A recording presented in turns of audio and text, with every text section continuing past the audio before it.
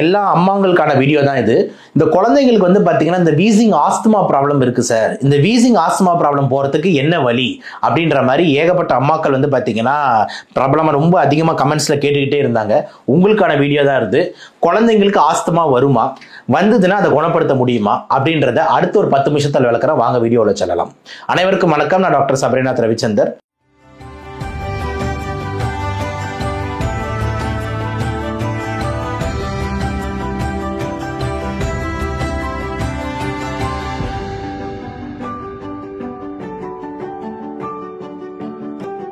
So first of all ஆஸ்துமானா என்ன, இதுவே நிறைய பேருக்கு கன்ஃபியூஷனாக இருக்குது. சில பேர் ஆஸ்துமானா என்ன சார், வீசிங்னா என்ன சார், அலர்ஜினா என்ன சார், எனக்கு வீசிங் இருக்குது எனக்கு ஆஸ்துமாவா இப்படின்ற மாதிரி ரொம்ப அதிகமாக வந்து குழம்பிக்கிறாங்க.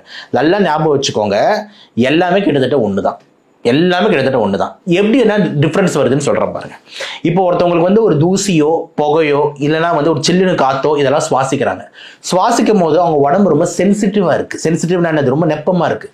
அப்போ அந்த காத்தோ அந்த டஸ்ட்டோ ஸ்மோக்கோ பட்ட உடனே அவங்க உடம்புல அந்த அலர்ஜி அணுக்கள் ஈஸ்னோஃபில் ஐஜி இதெல்லாம் அதிகமாகும் போது பார்த்தீங்கன்னா உள்ள இருக்கிற லங்ஸ்ல இருக்கிற அந்த டியூப் சுவாச குழாய் சுருங்குது. ஓகேங்களா? அப்போ உங்க குழந்தைங்களோட சுவாச குழாய் இந்த மாடலில் காமிக்கிறேன் பாருங்க, 3 சுவாச குழாய்கள் இருக்கு. அப்போ இது நார்மல் சுவாச குழாய், இது தெரியுதா, சைஸ் அப்படியே சுருங்கின மாதிரி இருக்கு. அப்ப இந்த சுவாச குழாய் சுருங்கும் போது அந்த சுருங்கின சுவாச குழாய் வழியா காத்து போயிட்டு வரும்போது கொய்யாமொய்யான்னு சவுண்ட் வரும், இப்படின்னு சவுண்ட் வரும். இதுதான் வீசிங் சவுண்டு. புரிஞ்சிருச்சா நான் சொல்றது? அப்போ அலர்ஜின்றது என்ன, இந்த தூசி புகை எது பட்டாலும் உடனே ரியாக்ஷன் ஆகுது பாத்தீங்களா, அதுதான் அலர்ஜி. இந்த கொய்மைன்னு சவுண்ட் வருது பாத்தீங்களா, அந்த சவுண்டு பேர் தான் வீசிங். இந்த நோய் பேர் தான் ஆஸ்துமா. அவ்வளவுதான் மேட்டர். அப்ப இந்த சேம் அலர்ஜி மூக்குலயும் வரலாம். அப்ப மூக்குல வந்தா என்ன வரும், அவனுக்கு மூக்குல தண்ணி தும்பல் இந்த மாதிரி பிரச்சனை வரும். சேம் அலர்ஜி லங்ஸ்ல வந்தா அவங்களுக்கு என்ன வரும், குவைன்னு சவுண்ட் வரும், வீசிங் வரும். அந்த நோய் பேர் தான் அது ஆஸ்துமா. அந்த அலர்ஜி மூக்குல வந்து அது பேர் அலர்ஜிக் ரைனைட்டிஸ். ஸோ மூக்குல வந்தா அலர்ஜிக் ரைனைட்டிஸ், லங்ஸ்ல வந்தா ஆஸ்துமா, கண்ணில் வந்து அலர்ஜிக் கன்ஜெக்டிவைட்டிஸ், தோல்ல வந்து அட்டோபிக் டெர்மடைட்டிஸ். இதெல்லாம் நோயோட பேருங்க. ஆனா காமனா ஒரு நேம் கொடுக்கணும்னா அலர்ஜி தான் காமன் நேம். ஸோ அந்த அலர்ஜி ஒரு உறுப்புக்கு ஒரு பேர் போட்டு போகலாம். ஸோ இந்த வீசிங், ஆஸ்துமா, அலர்ஜி இதெல்லாம் வந்து இன்டர்சேஞ்சபிளா யூஸ் பண்ணிக்கலாங்க. ஓகேங்களா? அலர்ஜி, எனக்கு அலர்ஜி ஆமே சார், ஆஸ்துமா இல்லையாமே, தப்பு. எனக்கு ஆஸ்துமா சார், அலர்ஜி இல்லையாமே, தப்பு. எனக்கு வீசிங் தானே சார், ஆஸ்துமா இல்லையாமே, தப்பு. அப்ப அலர்ஜி, ஆஸ்துமா, வீசிங் எல்லாம் கிட்டத்தட்ட ஒண்ணுதான் அப்படின்றது தான் வந்து முதல் விஷயமா உங்களுக்கு ஒரு விழிப்புணர்வா வைக்கிறேன். ரெண்டாவது விஷயத்துக்கு வரேன். இந்த குழந்தைங்களுக்கு ஆஸ்துமா சார், என்ன சார், எப்படி சார் அதை சரி பண்ணிடுங்க அப்படின்ற மாதிரி. இப்போ நான் உங்களுக்கு ஒரு சைக்கிள் சொன்னேன். அந்த சைக்கிளுக்கு படும்போதே உங்களுக்கு புரிஞ்சிருக்கும், ஒரு தூசி புகை பட்டா அவன் உடம்பு சென்சிட்டிவா இருக்கு, அதனால அது ஓவரா ரியாக்ட் பண்ணுது, அவனுக்கு வீசிங் வருது. அப்ப இதுல இந்த சைக்கிள்ல இருந்து உங்களுக்கு என்ன புரியுது, அப்ப தூசி புகை படலைன்னா அவன் இந்த ரியாக்ஷனே நடக்காதுல, இவ்வளவுதாங்க மேட்ரு.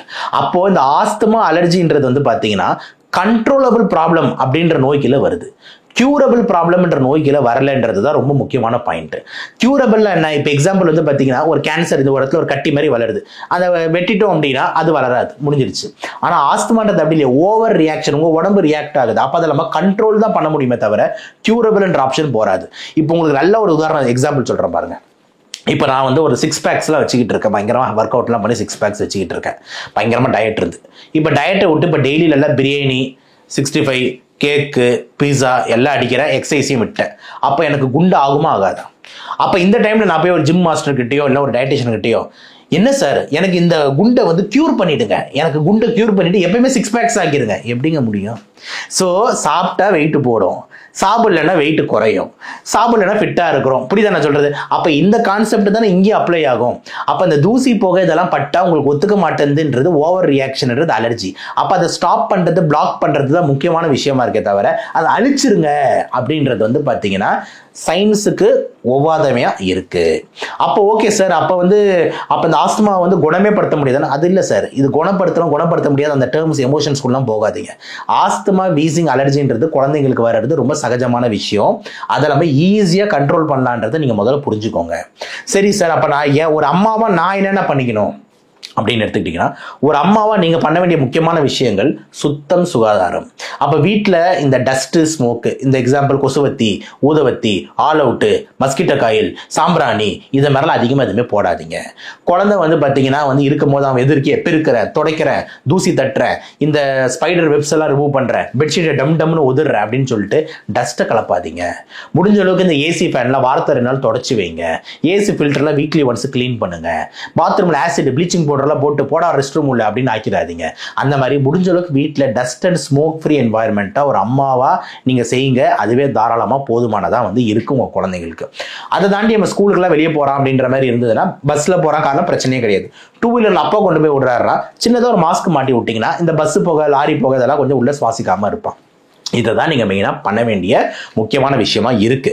அதுக்கப்புறம் இது ஆஸ்துமா தானான்னு உறுதிப்படுத்திக்கிறதுக்கு, அலர்ஜி தானான்னு உறுதிப்படுத்திக்கிறதுக்கு கண்டிப்பாக நுரையீரல் டாக்டர் போய் பாருங்க.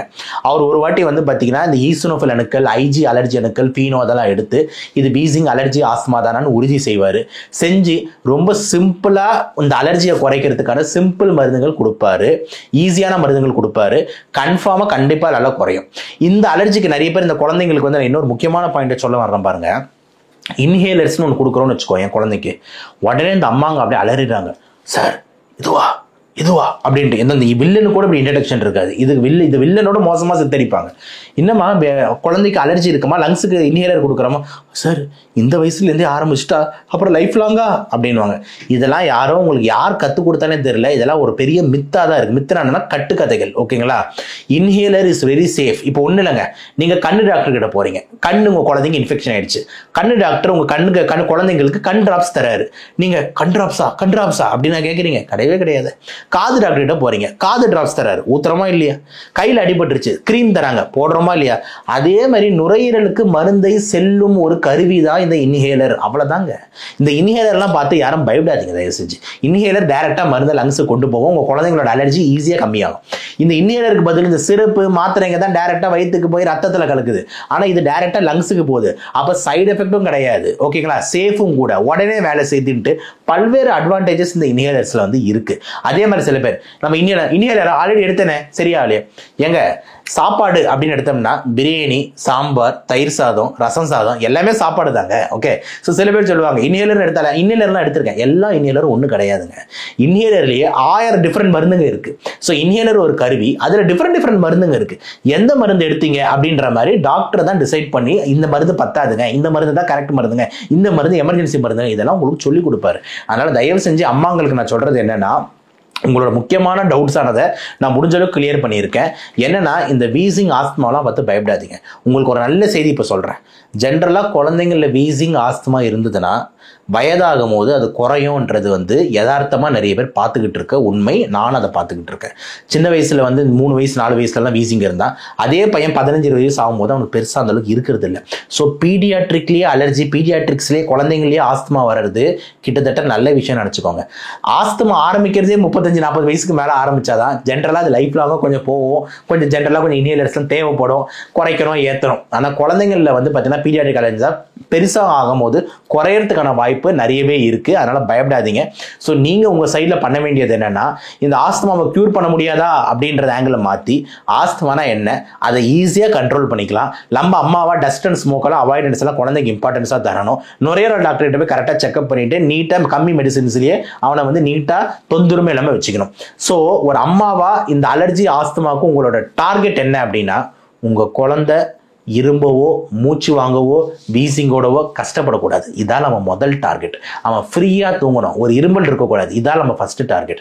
2வது டார்கெட் தான் முடிஞ்ச அளவுக்கு எப்படியாவது மருந்துகளை கம்மி பண்ண முடியுமா, இன்ஹேலர்ஸை குறைக்க முடியுமான்றது 2வது டார்கெட். ஆனா நீங்க எல்லாரும் உல்டாவே யோசிக்கிறீங்க. இன்ஹேலரா, ஐயோ மாத்திரையா அப்படின்ட்டு அவனோட வீசிங் அதிகமாக்குறீங்க. அவன் கஷ்டப்படுறான், அவனோட நுரையீரலை இன்னும் சுருக்குறீங்க. தயவு செஞ்சு இப்படி பண்ணாதீங்க. முதல் டார்கெட் அவன் தொந்தரவு இல்லாமல் இருக்கணும். 2வது டார்கெட் படிப்படியா மருந்துகளை குறைக்கணும். அதுக்கு நீங்க முடிஞ்ச அளவுக்கு ப்ரொடெக்ஷனை கொடுங்க. இதுதாங்க wheezing, allergy, asthma. It can be controlled, easily controlled. அதான் மறந்துடாதீங்க. நன்றி, வணக்கம்.